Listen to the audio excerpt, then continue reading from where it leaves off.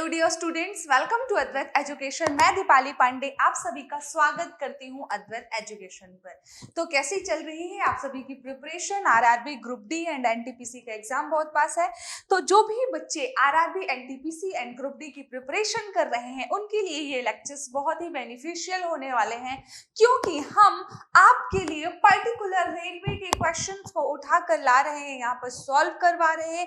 चाहे वो सिद्धार्थ सर की रीजनिंग की क्लास हो, इवन अंशु सर की क्लास हो एप्टीट्यूड की, या फिर चाहे दीपाली मैम का साइंस हो, है ना। तो जो भी बच्चे प्रिपरेशन कर रहे हैं रेलवे की वो ये लेक्चर्स मिस ना करें, क्योंकि सारे क्वेश्चंस रेलवे के उठाए गए हैं यहाँ पर। क्लियर? चलिए तो देखते हैं आज का पहला क्वेश्चन क्या कहता है। आज का पहला क्वेश्चन आपके सामने है। पहला क्वेश्चन कह रहा है कि जो फोटो इलेक्ट्रिक सेल होता है, फोटो इलेक्ट्रिक सेल कौन सी एनर्जी को किस एनर्जी में कन्वर्ट करता है। इट मींस एनर्जी के चेंज होने का फॉर्म बताया गया है। क्या वह मैकेनिकल एनर्जी को इलेक्ट्रिकल एनर्जी में चेंज करता है, या कि हीट एनर्जी को मैकेनिकल में चेंज करता है, या कि वह लाइट एनर्जी को केमिकल में चेंज करता है, या कि वह लाइट एनर्जी को इलेक्ट्रिकल एनर्जी में चेंज करता है। अब कह रहा है जो आपका प्रकाश विद्युत सेल होता है वह ऊर्जा को कैसे बदलता है। क्या वह यांत्रिक ऊर्जा को विद्युत ऊर्जा में बदलता है, या कि ताप ऊर्जा को यांत्रिक ऊर्जा में बदलता है, या कि प्रकाश ऊर्जा को रासायनिक ऊर्जा में बदलता है, या कि प्रकाश ऊर्जा को विद्युत ऊर्जा में बदलता है। तो आपके सामने चार चीजें दिख रही हैं, चार ऑप्शन दिख रहे हैं। प्रकाश विद्युत सेल जो है वह ऊर्जा को कैसे चेंज करता है। अच्छा, यदि नाम पे जाएं प्रकाश विद्युत सेल, तो प्रकाश विद्युत यानी कि प्रकाश ऊर्जा को विद्युत ऊर्जा में चेंज कर रहा है। वैसे भी जो हमारा फोटो इलेक्ट्रिक सेल होता है, यानी कि हम कहें जो फोटो इलेक्ट्रिक सेल है हमारा किस फिनोमेना में काम करता है। जो लाइट आ रही है सन से, जो रेडिएशन आ रहा है, उस रेडिएशन जो है जब पड़ता है सोलर सेल पे यानी कि सौर सेल पर, वह रेडिएशन पड़ता है तो क्या होता है, इलेक्ट्रॉन्स उत्तेजित हो जाते हैं और विद्युत धारा प्रवाहित होने लगती है। तो हम कहेंगे कि विद्युत धारा उत्पन्न कर रहे हैं। किससे कर रहे हैं? लाइट से कर रहे हैं। दैट्स व्हाई हम क्या कहेंगे कि जो लाइट है चेंजेस द इलेक्ट्रिकल सेल, यानी कि जो इलेक्ट्रिकल सेल है हमारा फोटो इलेक्ट्रिक सेल है उसमें हम विद्युत धारा बनाते हैं, विद्युत ऊर्जा बनाते हैं। पर किसके थ्रू बनाते हैं? तो हम कहेंगे प्रकाश के थ्रू हम विद्युत ऊर्जा बनाते हैं। यानी कि हम जो प्रकाश या जो रेडिएशन हमारा सन से आ रहा था, कहां से? सन से आ रहा था वो, और जैसे ही सोलर सेल पर पड़ा, ठीक है, ये क्या है आपका सोलर सेल, तो क्या हुआ, विद्युत धारा प्रवाहित होने लगी। और विद्युत धारा जो हमको मिली वो किसके थ्रू मिली? वो सोलर से आने वाली या सूर्य से आने वाली ऊर्जा से। तो हम कहेंगे कि जो फोटो इलेक्ट्रिक सेल है वो लाइट एनर्जी को इलेक्ट्रिकल एनर्जी में चेंज करता है, या कि कहेंगे सौर ऊर्जा को विद्युत ऊर्जा में परिवर्तित करता है। वही चीज यहाँ पर लिखी हुई है, सौर ऊर्जा बोले या कि प्रकाश ऊर्जा बोले, वही बात है, प्रकाश ऊर्जा को विद्युत ऊर्जा में चेंज करता है। क्लियर? चलिए, तो अपना ऑप्शन कौन सा होने वाला है? Option D will be the correct answer. Is it clear? चलिए, क्लियर हुआ बच्चों? चलो थम्स अप दिखाओ, आगे बढ़ते हैं। ठीक है, चलिए आइए नेक्स्ट क्वेश्चन देखते हैं। नेक्स्ट क्वेश्चन क्या कह रहा है? On which principle do solar cell work. जो सौर कोशिकाएं हैं वो किसके सिद्धांत पर काम करती हैं? किसके सिद्धांत पर काम करती हैं? On which principle do solar cell work. Clear? तो कह रहा है पहला ऑप्शन है प्रकाश वोल्टी प्रभाव, नेक्स्ट है प्रकाश वैद्युत प्रभाव, प्रकाश चालकीय प्रभाव, प्रकाश संश्लेषण। चार ऑप्शन दिए हैं आपके, क्या क्या? लाइट वोल्टेज इफेक्ट, या कि लाइट इलेक्ट्रिकल इफेक्ट, या कि लाइट कंडक्टिव इफेक्ट, या कि फोटोसिंथेसिस। तो आपका सोलर सेल किस पर वर्क करता है, किस सिद्धांत पर वर्क करता है? तो अभी अभी तो देखा हमने कि जो हमारी विद्युत ऊर्जा बन रही थी वो लाइट से बन रही थी, यानी इलेक्ट्रिकल एनर्जी जो कन्वर्ट हो रही थी वो किससे हो रही थी? लाइट एनर्जी से। तो हम क्या कहेंगे भैया, लाइट इलेक्ट्रिक इफेक्ट पे ना, लाइट इलेक्ट्रिकल इफेक्ट पे हमारा सोलर सेल काम करता है। क्वेश्चन को ट्विस्ट कर दिया है, सिर्फ क्वेश्चन को ही ट्विस्ट किया है। क्वेश्चन की मीनिंग दोनों की सेम है, तो हमें भावनाओं में नहीं बह जाना है कि अरे ये तो क्या हो गया, क्या क्वेश्चन है। नहीं, वही क्वेश्चन था, बस थोड़ा सा घुमा दिया है। तो our option B will be the correct answer. Clear? क्या ऑप्शन होगा? प्रकाश वैद्युतीय प्रभाव पर काम करता है कौन?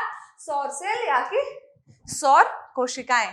ठीक है, चलिए नेक्स्ट क्वेश्चन है, इन एसी सर्किट या एसी जो है मीटर मेजर, एसी सर्किट में हम जो है कैसे मेजर करते हैं? मीन वैल्यू के through, RMS value, peak value या मीन स्क्वायर वैल्यू? हम एसी सर्किट में इन चारों में से क्या यूज करते हैं? तो मीन वैल्यू का मतलब होता है माध्यमान, ठीक है, या कि हम कहें एवरेज वैल्यू। मीन वैल्यू को क्या कहते हैं? Average value. अब जो हमारा एसी सर्किट होता है, यदि मैं उसमें बनाऊं, सपोज करो कि क्या है आपका एसी वेवफॉर्म बना रही हूं, सपोज करो कि मैं वोल्टेज की वेवफॉर्म बना देती हूँ, ठीक है, ये मैंने बनाया वोल्टेज का वेवफॉर्म, क्लियर। और यदि मैंने वोल्टेज का वेवफॉर्म बनाया है तो आपको पता है क्या, जो हमारा एसी सर्किट में वोल्टेज होता है, सपोज करो आप 200, सपोज क्या करता है, 220 वोल्ट की सप्लाई आती है, सभी के घरों में आती है, ठीक है, इतना तो हमको पता है कि 220 वोल्ट की सप्लाई आती है सभी के घरों में। अब ये जो 220 वोल्ट है ये क्या है? इसी सर्किट में हम सारी चीजों को आरएमएस में ही लेते हैं, तो हम क्यों लेते हैं आइए बताती हूँ कि जो हमारा 220 वोल्ट है, यदि मैं कह रही हूँ 220 वोल्ट एसी एंड कह रही हूँ 220 वोल्ट डीसी, यानी कि अल्टरनेटिंग करंट है, डीसी करंट है, ठीक है, तो एसी और डीसी दोनों चीज बोला, तो एसी की ऐसी कौन सी वैल्यू डीसी के इक्विवेलेंट है? इट मींस क्या हम एवरेज वैल्यू लें, क्या हम आरएमएस वैल्यू लें, या हम कौन सी लें? Mean square value, peak value. तो इन तीनों में से ऐसी कौन सी वैल्यू है जो हमारे डीसी के इक्विवेलेंट जाती है? तो हमने पाया कि जो हमारी आरएमएस वैल्यू है, क्लियर, जो हमारी आरएमएस वैल्यू है वही किसके इक्विवेलेंट जाती है? डीसी के। यानी कि समझना मेरी बात को कि ये सपोज जो आपने बनाया ये कितना है, यहाँ पर आपका 220 वोल्ट, क्लियर, ये 220 वोल्ट का वोल्टेज वेवफॉर्म है, लेकिन इसकी पीक वैल्यू कितनी होगी? यदि इसकी पीक वैल्यू मैं बोलूं तो पीक वैल्यू आरएमएस वैल्यू से ज्यादा होती है, क्योंकि जो रिलेशनशिप होता है वी पीक बोले या वी मैक्सिमम बोले, maximum value Vm is equal to V R M S by √2 होता है, या कि कहें V R M S into 0.707 होता है। इसका मतलब समझ रहे हो बच्चों कि जो हमारा पीक वैल्यू है वो क्या है? वो आर एम एस का 0.707 है। तो आपका यदि 220 वोल्ट हम ले लें पीक वैल्यू, यदि आपको यहाँ पर पीक वैल्यू निकालनी है, क्या निकालनी है? सपोज करो पीक वैल्यू निकालनी है यहाँ पर, तो कितना निकालोगे? 220 गुणे क्या कर दोगे? 0.707। तो क्या वो इक्विवेलेंट है 220 के? भाई यदि हमने कहा 220 वोल्ट एसी, तो डीसी में तो सीधा से, क्योंकि डीसी में तो कोई एवरेज वैल्यू, ये मीन वैल्यू, आरएमएस वैल्यू होती नहीं है, ठीक है, नो फ्रीक्वेंसी, तो वहां खत्म हो गया। हमने बोला 220 वोल्ट डीसी मतलब 220 वोल्ट है, ठीक है, लेकिन 220 वोल्ट एसी बोल रहे हैं तो सिर्फ आरएमएस वैल्यू ही ऐसी है जो डीसी के इक्विवेलेंट होती है, क्योंकि पीक वैल्यू तो ज्यादा हो जाती है और एवरेज वैल्यू तो 0 हो जाती है। इस वेव फॉर्म की मैं कहूं एवरेज वैल्यू निकालो, इस वेव फॉर्म की यदि आप एवरेज वैल्यू निकालोगे ना तो इतने पार्ट की आपकी एवरेज वैल्यू क्या होती है? शून्य हो जाती है। आप निकालोगे फॉर्मूले के थ्रू तो एवरेज वैल्यू शून्य होती है, इसलिए हम एवरेज वैल्यू नहीं लेते, पहला रीजन। दूसरा रीजन, हम आरएमएस ही क्यों लेते हैं? क्योंकि आरएमएस ही डीसी के इक्विवेलेंट पहुंचाती है जितनी वैल्यू है एक्चुअल में। पीक क्यों नहीं लेते? क्योंकि पीक ज्यादा हो जाती है। तो रीजन क्या है कि हम आरएमएस वैल्यू ही लेते हैं एसी में, और आपका ये क्यों नहीं लेते, मीन क्यों नहीं लेते, पीक क्यों नहीं लेते? तो रीजन तो नहीं पूछेगा, लेकिन ऐसे यदि आप समझ लोगे तो आपको याद रहेगा कि एक्चुअल में हम एसी में आरएमएस वैल्यू ही काउंट करते हैं, आपकी बाकी वैल्यू, पीक वैल्यू या मीन वैल्यू क्यों काउंट नहीं करते या एवरेज वैल्यू क्यों नहीं लेते। क्लियर? चलिए, समझ आया? समझ आया? पक्का आया कि नहीं आया? चलो एक बार छोटा सा बता देते हैं फिर से आगे। देखो, आपने 220 वोल्ट क्या लिया, यहाँ पे लिखा हुआ है 220 वोल्ट लिया एसी और डीसी, ठीक है, बढ़िया लाल कलर से बताते हैं, ठीक है, 220 वोल्ट लिया एसी और डीसी। अब डीसी का मतलब है 220 वोल्ट है, डीसी होगी, ठीक है, क्योंकि हमने 220 बोल दिया, लेकिन 220 बोलने का मतलब ये नहीं है एसी में कि कौन सी वैल्यू है, या क्या मीन वैल्यू, क्या आरएमएस वैल्यू, या पीक वैल्यू, या मीन स्क्वायर वैल्यू। तो अब हम बता रहे हैं प्रमाण आपको कि जब आप वेवफॉर्म बनाते हो वोल्टेज का, तो ये जो बनाया ये आपने आरएमएस का बनाया था, ठीक है, जो कि कितना था 220 वोल्ट। जो पीक है, जो पीक वैल्यू है वो इससे ज्यादा है आरएमएस से, ठीक है। जब ज्यादा हो गई तो डीसी 220 वोल्ट के बराबर होगी, क्या नहीं होगी, 220 वोल्ट से ज्यादा होगी, मल्टीप्लाई करोगे आ जाएगा। लेकिन और साथ ही जो एवरेज वैल्यू निकालोगे वो तो शून्य हो रहा है एवरेज वैल्यू। तो एवरेज वैल्यू शून्य हो गया, क्योंकि देखो एरिया थोड़ा समझना टेक्निकल में, एरिया ऊपर और नीचे का क्या है, बराबर है, लेकिन अपोजिट है, तो माइनस होके क्या हो गया, जीरो हो गया वैल्यू, एवरेज वैल्यू। तो एवरेज जीरो हो गया, पीक वैल्यू ज्यादा हो गई, तो हम इक्विवेलेंट लेकर के चलते हैं यार। यदि डीसी में 220 वोल्ट है तो उसके बराबर कौन पहुंच रहा है, सिर्फ आरएमएस ही वैल्यू एसी की ऐसी है जिसको हम कंपेयर कर सकते हैं कि हाँ वो डीसी के भी इक्विवेलेंट होगी। यानी कि समझ रहे हो ना, हमने कहा कि 220 वोल्ट एसी तो 220 वोल्ट डीसी, तो ऐसा नहीं है कि हमने डीसी में 220 वोल्ट ले लिया और हमने एसी का कौन सा वैल्यू ले लिया, हमने पीक वैल्यू ले लिया। जब आप पीक ले लोगे तो वो ज्यादा नहीं हो जाएगा, वो क्या इक्विवेलेंट होगा, तो इसलिए हम आरएमएस वैल्यू को ही काउंट करते हैं। क्लियर हुआ, आरएमएस वैल्यू ही लेते हैं एसी सर्किट में मेजरमेंट करने के लिए।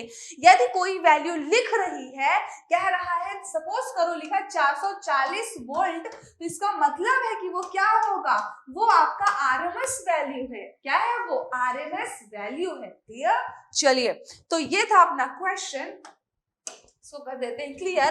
क्या होगा अपना आंसर, बताओ, आप ही बता दो। अपना आंसर होने वाला है RMS value, and yes option B is our correct answer. Clear, चलिए नेक्स्ट क्वेश्चन देखते हैं। नेक्स्ट क्वेश्चन आपके सामने है, electric current is measured during which of the following devices. अरे वाह, विद्युत धारा मापन करने के लिए निम्नलिखित में से हम किस उपकरण का उपयोग करते हैं। तो अमीटर का उपयोग तो हम धारा मापने में करते हैं, यानी कि कहीं करंट मापने में करते हैं। वोल्टमीटर का उपयोग तो हम वोल्टेज मेजर करने में करते हैं, या कहें कि विभवांतर मेजर करने में करते हैं। क्लियर, वोल्टेज में। एंड वॉटमीटर में हम शक्ति या कि पावर मेजर करने के लिए करते हैं। तो अमीटर के थ्रू करंट, वोल्टमीटर के थ्रू वोल्टेज, वॉटमीटर के थ्रू पावर या शक्ति। तो क्या आंसर होने वाला है अपना, अपना आंसर हो जाएगा ammeter will be the correct answer. Clear, क्योंकि क्या पूछा था, विद्युत धारा किससे मापते हैं, तो yes option A is correct. विद्युत धारा हम किसके थ्रू मापते हैं, अमीटर के थ्रू मापते हैं। यदि अपना क्वेश्चन होता कि वोल्टेज किसके थ्रू मापते हैं, तो आंसर होता वोल्टामीटर। ठीक है, यदि हमारा क्वेश्चन होता शक्ति किसके द्वारा मापते हैं, तो आंसर होता वाटमीटर। क्लियर, चलिए नेक्स्ट क्वेश्चन देखते हैं। नेक्स्ट क्वेश्चन क्या है आपके सामने है, एसआई यूनिट ऑफ चार्ज क्या है, यानी कि विद्युत आवेश का एसआई इकाई क्या है। देखो, एम्पियर किसकी इकाई है, अभी अभी देखा हमने, एम्पियर धारा की इकाई है, यानी कि कहें करंट की इकाई है। कूलॉम्ब किसकी इकाई है भैया, चार्ज की इकाई है। ईएसयू किसकी इकाई है, ये भी चार्ज की इकाई है।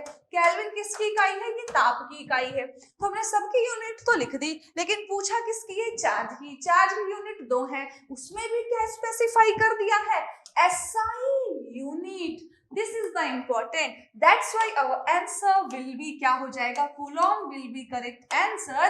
यानी कि जो हमारे विद्युत आवेश की एसआई इकाई है वह क्या है, कूलॉम है। ESU जो है electrical state of unit of charge कहलाता है, तो ये भी आपका क्या है, चार्ज की इकाई है। ठीक है, लेकिन एसआई यूनिट कौन सी है, तो coulomb is our SI unit for measuring the charge. Clear, चल नेक्स्ट क्वेश्चन देखते हैं। Yes option B is our correct answer. अगला क्वेश्चन क्या है रेलवे का, अगला क्वेश्चन कह रहा है कि निम्नलिखित में से कौन सा है जो विमा विहीन है, यानी कि जिसकी कोई इकाई नहीं है, विमा ही नहीं है। क्लियर, तो कह रहे हैं पहला डिफॉर्मेशन, एंगुलर वेलोसिटी, मोमेंटम या कि एंगुलर मोमेंटम। 4 ऑप्शन दिए हुए हैं आपके सामने कि निम्नलिखित में से इन चारों में से किसकी विमा नहीं होती, क्या विकृति की, कोणीय वेग की, संवेग की या कोणीय संवेग की। एक बात बताओ मुझे, एंगुलर वेलोसिटी तो भैया सब पढ़े हैं, एंगुलर वेलोसिटी की तो विमा होती है, हमने निकाला भी है। क्या होता है? एंगुलर वेलोसिटी पढ़ा है, एंगुलर मोमेंटम पढ़ा है। मोमेंटम क्या होता है? संवेग होता है। संवेग बराबर क्या होता है? संवेग बराबर होता है द्रव्यमान गुणे वेग। तो जब द्रव्यमान गुणे वेग होता है तो क्या हम नहीं निकाल लेंगे यूनिट? किलोग्राम मीटर पर सेकेंड, ठीक है। मास का हो गया किलोग्राम और वेलोसिटी का हो गया मीटर पर सेकेंड। ठीक उसी तरह एंगुलर मोमेंटम क्या होता है? एंगुलर मोमेंटम का मतलब है कोणीय संवेग, और कोणीय संवेग जो होता है वो होता है मूवमेंट ऑफ इनर्शिया। क्या होता है? Movement of inertia into angular velocity. क्या होता है? Movement of inertia into angular velocity. Angular velocity, तो मूवमेंट ऑफ इनर्शिया को हम आई से रिप्रेजेंट करते हैं, एंगुलर वेलोसिटी को ओमेगा से रिप्रेजेंट करते हैं। अब जो आपका वेलोसिटी है तो क्या होता है? Omega is equal to D theta by D T, यानी कि जो थीटा में चेंज। नॉर्मल वेलोसिटी क्या है? Velocity is equal to distance upon time, और यहाँ पर क्या हो जाता है? मतलब वही चीज है वेलोसिटी, लेकिन यहाँ पर एंगल में आ गया। सब समझ रहे हो ना कि यदि आप, मैडम ने पढ़ाया है, जब पढ़ाया था मोशन तो मैडम ने क्या बताया था कि यदि आप यहाँ से कोई एंगल थीटा बना रहे हो तो इस कोणीय वेग का मतलब होता है कि आप जो मूवमेंट कर रहे हो वो एंगुलर मूवमेंट कितना है। क्लियर? तो क्लियरली विजिबल है आपको कि इसकी भी यूनिट है, इसकी भी यूनिट है, इसकी भी यूनिट है, लेकिन इसकी यूनिट डिफॉर्मेशन की कोई भी यूनिट नहीं है। क्लियर? चलिए, तो क्लियर हुआ? अपना आंसर क्या होने वाला है? Answer A will be the correct answer. Deformation या विकृति एक विमा विहीन या हैज नो डायमेंशन कहलाता है, विमाहीन राशि है। क्लियर? चलिए, नेक्स्ट क्वेश्चन आपके सामने पेश है। क्वेश्चन कह रहा है what causes redness in the sunrise and sunset, यानी कि सूर्योदय एंड सूर्यास्त के समय जो रेडनेस होती है, लालिमा होती है, एक ब्यूटीफुल नजारा होता है। लालिमा का बेसिकली रीजन पूछ रहा है, ब्यूटीफुल नजारे का नहीं पूछ रहा है ना। पूछ रहा है कि जो लालिमा होती है सूर्योदय एंड सूर्यास्त के समय, वो उसका रीजन क्या है। 4 ऑप्शन है। पहला कह रहा है रिफ्लेक्शन ऑफ लाइट, नेक्स्ट है स्कैटरिंग ऑफ लाइट, नेक्स्ट है refraction of light and again है रिफ्लेक्शन ऑफ लाइट। देखो, प्रकाश का परावर्तन तो है नहीं, परावर्तन की वजह से बिल्कुल नहीं। अब देखो एक बात समझना मेरी, ठीक है। ये सूरज है दादा है, ठीक है, बढ़िया कलर ले लेते हैं अपन। सूरज दादा यहाँ पर है, ठीक है। सूरज दादा सुबह सुबह उगे, ठीक है, और जब उगे तो क्या हुआ? प्रकाश धरती पर आने लगा, ठीक है, आने लगा, आने लगा, आने लगा। एक बात बताओ मुझे, सुबह सुबह जब उगता है सूरज तो क्या उतनी ही रोशनी होती है जितनी दोपहर में 12 बजे होती है? नहीं, नहीं होती मैम। सुबह रोशनी कम होती है, सेम उसी तरह सूर्यास्त के समय भी रोशनी कम होती है। अब हमने क्या पढ़ा है? हमने पढ़ा है विबग्योर, यानी कि सबसे ज्यादा तरंगदैर्घ्य होती है लाल कलर की और सबसे कम तरंगदैर्घ्य होती है बैंगनी कलर की। तो जब सुबह सुबह प्रकाश कम कम निकल रहा है, तो जब कम कम प्रकाश निकला तो भाई निकला तो पूरा है ना, पूरा विबग्योर प्रेजेंट है, लेकिन जिसकी सबसे ज्यादा तरंगदैर्घ्य है वही प्रकाश सबसे ज्यादा दिखने वाला है सूर्योदय एंड सूर्यास्त के समय, क्योंकि उस समय इतना स्ट्रॉन्ग लाइट यहाँ पर नहीं है कि आपको सारे कलर दिखें। जिसकी वेवलेंथ सबसे ज्यादा होगी वही कलर क्या होगा? उस समय पर दिखेगा। और हमको पता है कि सबसे ज्यादा वेवलेंथ होने वाला कलर कौन है? रेड कलर है। इसलिए due to the scattering of light, scattering का मतलब होता है कि प्रकाश आया, कुछ बादलों से टकराया तो कुछ ऊपर चला गया, कुछ बादलों को भेदते हुए नीचे आ गया, कुछ और टकरा कर वापस चला गया, यानी प्रकाश बिखर गया। क्या कहते हैं? प्रकाश का प्रकीर्णन। प्रकीर्णन का मतलब है प्रकाश का बिखरना। प्रकाश जैसे ही बिखरा तो कुछ ऊपर बादलों से टकरा कर कुछ ही पार्ट सुबह सुबह कम रोशनी पहुंच रही है, और जो पहुंचेगी उनमें जो सबसे ज्यादा वेवलेंथ है वही कलर आपको दिखने वाला है। वो क्या कहेंगे? सुबह और शाम को मैक्सिमम वेवलेंथ वाला कलर ही हमको दिखता है, दैट्स व्हाई क्या होता है? रेड कलर का दिखता है। क्लियर? तो आज से याद रहेगा अपन को कि क्यों दिखता है red colour. That's why our answer is the answer B. Scattering of light is the reason of redness in the sunrise and sunset. सूर्योदय तथा सूर्यास्त के समय लालिमा का जो रीजन है, कारण है, वह प्रकाश का प्रकीर्णन है. क्लियर, याद रहेगा. चलिए नेक्स्ट क्वेश्चन है आपके सामने. What is the amount of material in a steel circle? Steel circle क्या कह रहा है? इस्पात के गोले में पदार्थ की मात्रा उसका क्या होती है? स्टील सर्कल समझते हो? स्टील धातु है, ठीक है. स्टील के बने हुए कुछ सर्कल्स होते हैं, लाइक जैसे सपोज करो ये क्या है, ये आपका बॉटल है ना. ऐसे ही कुछ क्या होते हैं, ऐसे सर्कल्स होते हैं स्टील के, है ना. तो जो स्टील के सर्कल्स होते हैं उसका मतलब है कि वो स्टील के बने हुए हैं. लाइक ये स्टील का सर्कल है और ये स्टील का बना हुआ है, और आप गए खरीदने के लिए कि भैया मुझे 2 स्टील सर्कल चाहिए, मुझे घर में कंस्ट्रक्शन करवाना है. तो वो कैसे देगा? स्टील सर्कल को उसके मास के थ्रू वो क्या करता है, देता है. यानी कि उसका मास कितना है, द्रव्यमान कितना है, जितना द्रव्यमान होगा उतना ही प्राइस उसका होगा. तो प्राइस डिफाइन कैसे होता है, उसकी मास के थ्रू होता है. इसलिए हम कहेंगे कि what is the amount of material in a steel circle. तो मास जो है उसके थ्रू हम क्या करते हैं, स्टील सर्कल को परचेस करते हैं. यानी सबसे इंपॉर्टेंट कंटेंट उसका क्या होता है, मास. जितना मास है उतना प्राइस हमको पे करना होता है. क्लियर. चलिए, तो our answer will be A answer. Clear. चलिए नेक्स्ट क्वेश्चन क्या है आपके पास.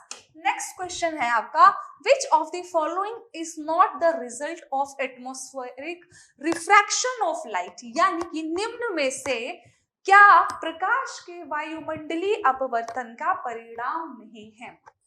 प्रकाश के वायुमंडलीय परिवर्तन का परिणाम नहीं है, क्या नहीं है.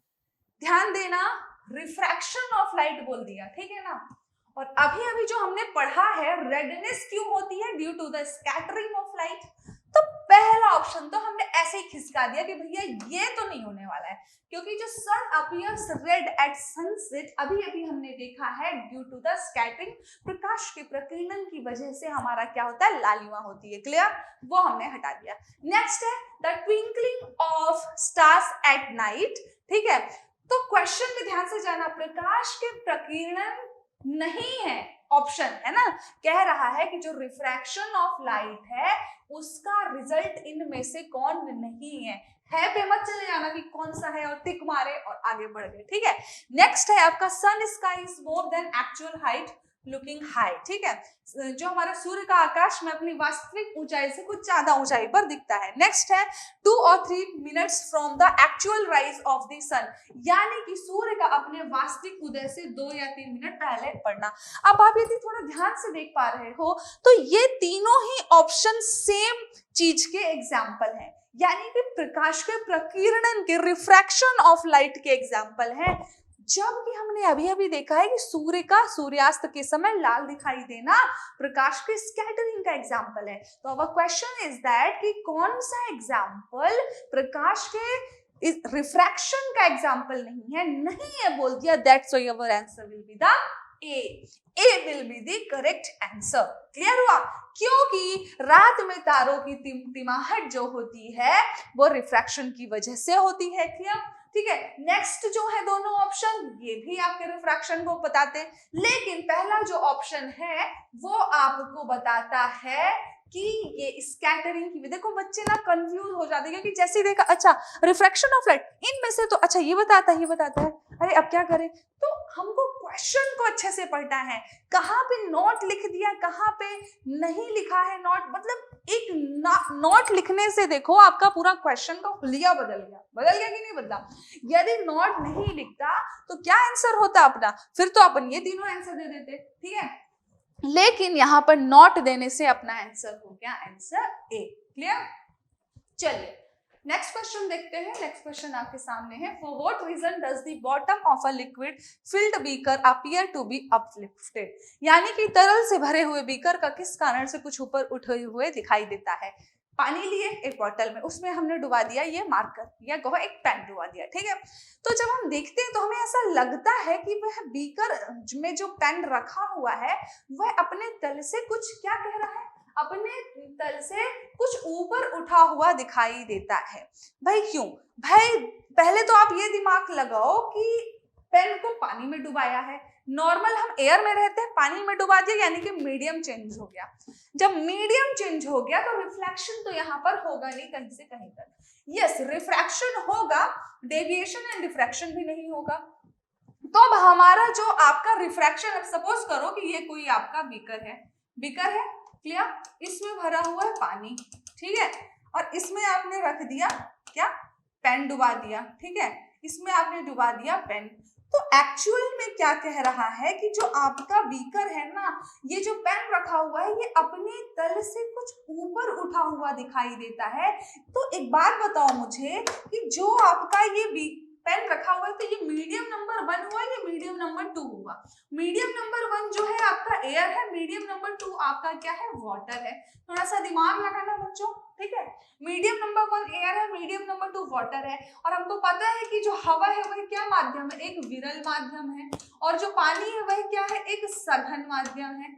हम अभी कंपैरिजन कर रहे हैं तो हवा के कंपैरिजन में पानी एक सघन माध्यम है, क्लियर। तो जब विरल से सघन में प्रकाश जाता है तो क्या होता है, अभिलंब की ओर मुड़ जाता है। तो जैसे ही ये पेन कि जो प्रकाश आने वाला है वो इसकी ओर मुड़ा हुआ दिखाई देगा, तो हमें लगेगा कि पेन जो है अपने तल से कुछ ऊपर है, यानी कि एग्जैक्ट रिफ्रैक्शन का क्या लग रहा है, यहाँ पर नियम लग रहा है कि जब प्रकाश विरल से सघन में जाता है तो अपने अभिलंब की ओर मुड़ जाता है, और यदि सघन से विरल में जाता है तो क्या होता है बच्चों, मैम ने बताया, आप कमेंट करके बताएंगे। यदि वो सघन से विरल माध्यम में जाता है तो क्या होता है, विलंब से दूर हटता है या पास जाता है, क्लियर। आप बताओगे तो अपना आंसर होने वाला है refraction, and yes, answer B is our correct answer, clear. तो ये तो हमने डिस्कस किया था कि अपवर्तन कैसे होता है और उसके नियम क्या है। तो अपना क्वेश्चन हो गया सॉल्व। तो एकदम हड़बड़ाहट में आंसर नहीं देना है हमको, हमने बना लिया बीकर, बोला भाई क्यों रटो ना कि बीकर में रखा होता है तो हाँ तल से अपवर्तन की वजह कैसे हो रहा है वो भी तो फील करो। एक बार फील कर लो कि जिंदगी में याद नहीं करना पड़ेगा। हाँ, दो मीडियम है, एयर है वाटर है, एयर विरल है और ये सघन है, तो विरल से सघन में गया तो अभिलंब की ओर मुड़ गया, और जब मुड़ गया तो थोड़ा सा तल से ऊपर उठा हुआ दिखाई दिया, क्लियर। तो चलिए मिलते हैं नेक्स्ट लेक्चर में कुछ नए कंसेप्ट्स एंड क्वेश्चंस के साथ। तब तक के लिए बढ़िया पढ़ते रहिए, मस्त रहिए। Thank you class.